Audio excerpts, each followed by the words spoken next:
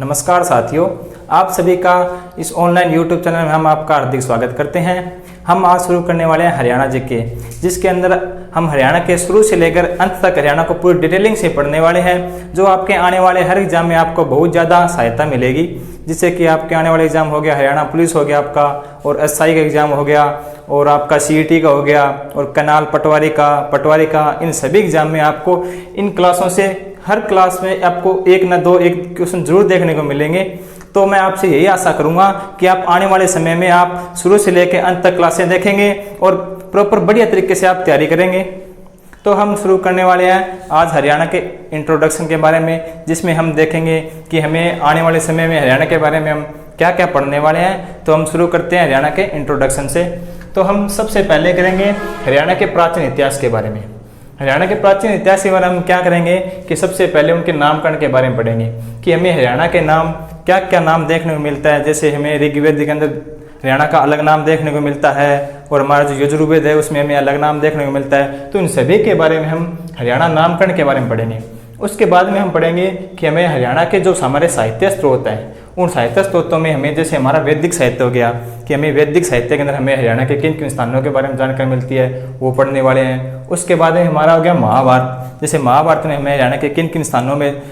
महाभारत हुई थी, कौन से स्थानों पे, और महाभारत में किन किन का रोल रहा था, वो सभी हम महाभारत के अंदर पढ़ने वाले हैं। उसके बाद में जैसे हमारे हरियाणा में बौद्ध धर्म हो गए और हमारा जैन धर्म हो गया, ये किन किन स्थानों पर बौद्ध धर्म था, कौन से स्थानों पर जैन धर्म था, इनके कौन कौन से इनके राजा हुए हैं, उन सभी के बारे में पढ़ने वाले हैं। उसके बाद में कुछ प्रसिद्ध पुस्तकें हैं हरियाणा में, उनके बारे में पढ़ेंगे। जैसे कि अलबरूनी की पुस्तक होगी, उसमें हमें हरियाणा के किन स्थानों के बारे में जानकारी मिलती है, उन सभी को हम पुस्तकें में पढ़ेंगे। उसके बाद में हम पढ़ेंगे कि हरियाणा के पुरातात्विक स्रोत जैसे कि अभिलेख हो गए कि हमें जैसे अशोक का अभिलेख मिला है, उन सभी के बारे में पढ़ेंगे कि सबसे प्राचीन अभिलेख कौन सा है, सबसे पुराना कौन सा है, उनका सन क्या है, कितने अभिलेख मिले हैं, उन सभी के बारे में हम पूरे डिटेल से पढ़ने वाले हैं। अभिलेखों के बारे में हम पढ़ेंगे मुद्राएं व सिक्के कि हमें हरियाणा के अंदर कौन से राजा की मुद्राएं मिली हैं, कौन से राजा के सिक्के मिले हैं, वो किस शैली के थे, वो कौन सी बनावट के थे, वो चांदी के थे या सोने के थे या तांबे के थे, उन सभी के बारे में हम पढ़ेंगे। उसके बाद में हम पढ़ेंगे मूर्तियाँ कि हरियाणा में जो मूर्तियाँ हैं वो हमें कहाँ से मिली है, कौन से काल की मिली है, सबसे ज़्यादा मूर्ति कहाँ से मिली है, इन सभी के बारे में हम पढ़ने वाले हैं। उसके बाद में हम पढ़ेंगे कि जो हमारे हरियाणा की सभ्यताएं हैं, जैसे हरियाणा के अंदर 4 सभ्यताएं हैं, उन चारों सभ्यताओं के बारे में हम डिटेलिंग से पढ़ेंगे। जैसे हम सबसे पुरानी सभ्यता हमारी होगी वैदिक सभ्यता, उसके बारे में पढ़ेंगे कि हरियाणा में जो वैदिक सभ्यता थी ये कहाँ पे थी, इस समय में हरियाणा में क्या क्या हुआ, उन सभी के बारे में हम पढ़ेंगे। उसके बाद में हम पढ़ेंगे जैसे हमारी शीशवाड़ सभ्यता है, उस शीशवाड़ सभ्यता के हम पढ़ेंगे कि हरियाणा के जो शीशवाड़ स्थान है वो कहाँ पे मिले हैं। उसके बाद में सिंधु सभ्यता है कि जो हरियाणा में जो सिंधु सभ्यता है उनके स्थान कहाँ पे हैं, इससे हमें क्या क्या वस्तुएं प्राप्त हुई हैं। उसके बाद में हम हाकड़ा सभ्यताएं, जो हाकड़ा सभ्यता है वो हमें हरियाणा में कहाँ से मिली है, कौन सी नदी के किनारे मिली है, तो इनके बारे में हम पढ़ने वाले हैं। उसके बाद में हम पढ़ेंगे जैसे हरियाणा में मौर्य वंश भी आया हुआ था, योध्या गणराज्य वंश था, गुप्त काल था, पुष्यवती वंश था, तोमर वंश, गजनी वंश है, और जो लास्ट में गुलाम वंश है। उसके बाद में 1857 की क्रांति को पूरी डिटेलिंग से पढ़ने वाले हैं।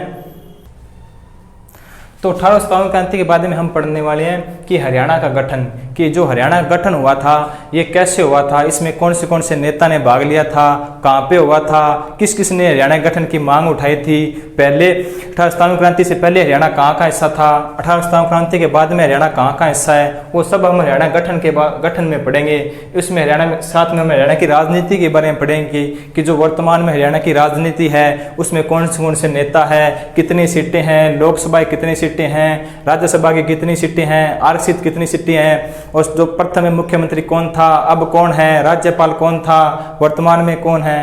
इन सभी के बारे में हम राजनीति के अंदर पढ़ने वाले हैं। उसके बाद में हम पढ़ेंगे कि हरियाणा का भूगोल, हरियाणा के भूगोल में पढ़ेंगे कि जैसे हरियाणा की मिट्टी होगी, हरियाणा की जलवायु होगी, और हरियाणा के वन हो गए, वन्य जीव अभियान होगी, और हरियाणा की नदियाँ होगी, हरियाणा की जो नदियों पे जो